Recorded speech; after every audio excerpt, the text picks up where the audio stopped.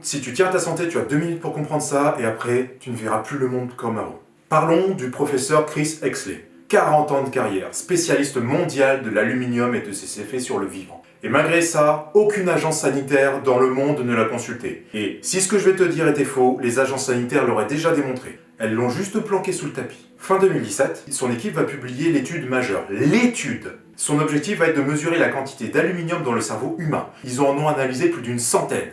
Aussi bien sains que atteints d'Alzheimer ou de sclérose en plaques. Le résultat, les cerveaux malades contiennent jusqu'à 20 fois plus d'aluminium que les cerveaux sains. Et ça colle avec l'hypothèse du rôle neurotoxique de l'alu dans ces pathologies. Et ils vont aller encore plus loin. L'équipe va réussir à obtenir 15 cerveaux de personnes autistes. Les niveaux d'aluminium retrouvés sont comparables à ceux des malades d'Alzheimer. Chez les autistes, l'aluminium est retrouvé à l'intérieur des cellules immunitaires, les macrophages, dans le cerveau, ce qui pointe directement vers l'origine pic-pic de cet aluminium, et confirme mécaniquement la voie macrophagique démontrée par Kahn. On attaque l'étude car elle a été financée par des particuliers milliardaires, les Dawkins, dont l'enfant est devenu autiste après pic-pic. Ils y ont mis une majeure partie de leur fortune.